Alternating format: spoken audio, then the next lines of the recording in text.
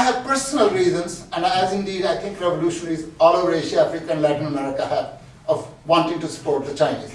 Because we have learned a lot from the contribution of the Chinese Revolution and its chief strategist, Comrade Mao Zedong. First thing that we have learned from China is the question of people's war. How do a weak people fight against strong peoples? How does a weak country fight against a strong country? You cannot match them in their armed forces. You cannot match them in their fighter planes or their nuclear weapons. How do weak people fight?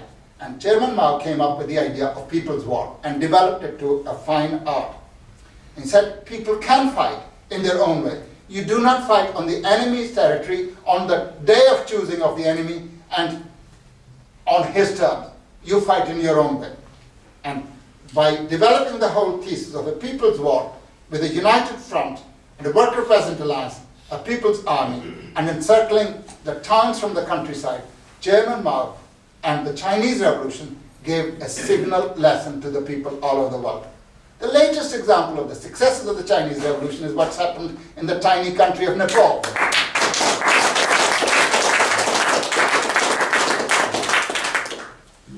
They have learned from the Chinese and from Chairman Mao Zedong that the most important thing is not to shout slogans. The most important thing is not to say, we are the best Marxist-Leninists. The most important thing is to learn the essence of Marxism and to integrate the universal truth of Marxism-Leninism with the concrete practice of your own revolution.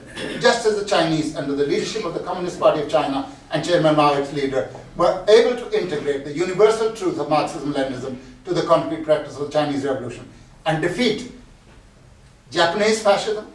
There was a signal contribution. Not many people know it. Everybody knows about the fight of the Soviet Union against fascism and the successes it achieved by it. But the Chinese also made a signal contribution to the defeat, first of Japanese fascism and ejecting the Japanese from China, and then helping to defeat US imperialism next door in Korea.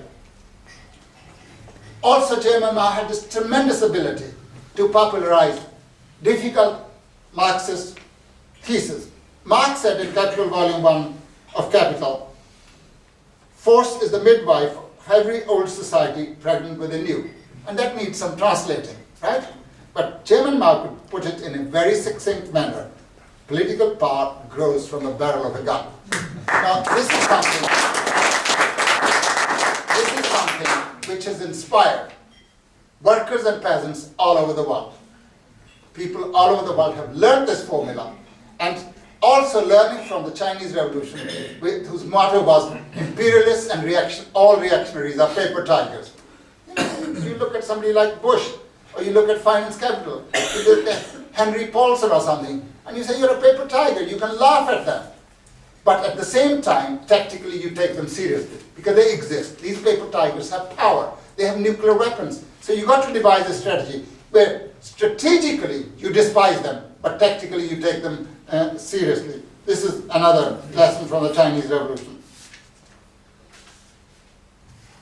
And the daring slogan of the Chinese Revolution, that they stood for countering the war against people with a people's war. Imperialism can't just wage war and say, well, right, you'll turn the other cheek on. The revolution has taught people not to turn the other cheek on. And I think, notwithstanding the fact that the leadership of these struggles is not a working class leadership or a particularly progressive leadership, if people in Iraq and Afghanistan and Palestine are today fighting and actually winning, in my view, then it is in no small measure due to the fact that they've learned and absorbed the lessons of the Chinese People's War and how weak people can defeat big people. On the eve of the present Gulf War against Iraq, the late Saddam Hussein said that this battle against Iraq would be a mother of all battles. Every imperialist ideologue and their flunkies in the imperialist press laughed at it, mother of all battles. Now, I think he can probably laugh from his grave to see what exactly is happening, because actually Baghdad has become a burial ground for the imperialist aggressors. And in this way, the Chinese taught also the importance of national liberation movements. At a time when Khrushchev and his cohorts were saying, we mustn't give any support to national liberation movements because a single spark could start a world nuclear holocaust. And the Chinese said, no, we are not going to stop supporting the liberation movements, because the liberation movements are very much a support to the proletarian liberation movements. For a variety of reasons, the European revolution since the Second World War has suffered setbacks. But the national liberation movements still go on. So working class parties in the centers of imperialism, if they wish to be true to their own working class, if they wish to actually stay on the revolutionary side, they have a duty to support unstintingly the national liberation and revolutionary democratic struggles of the peoples of Asia, Africa, and Latin America.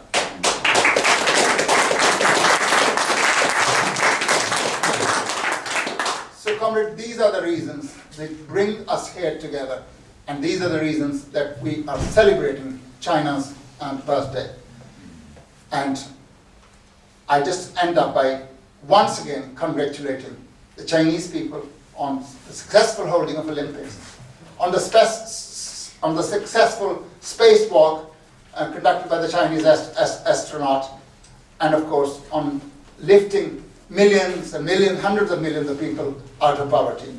And may I add this, that the long cherished wish of the Chinese people is that China, which was divided by imperialism, shall be one.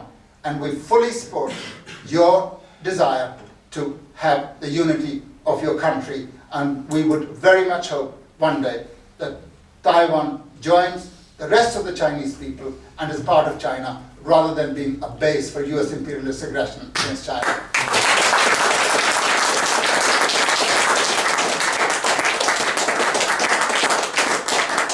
With these words, I thank you and welcome all of you to this meeting. Thank you so much.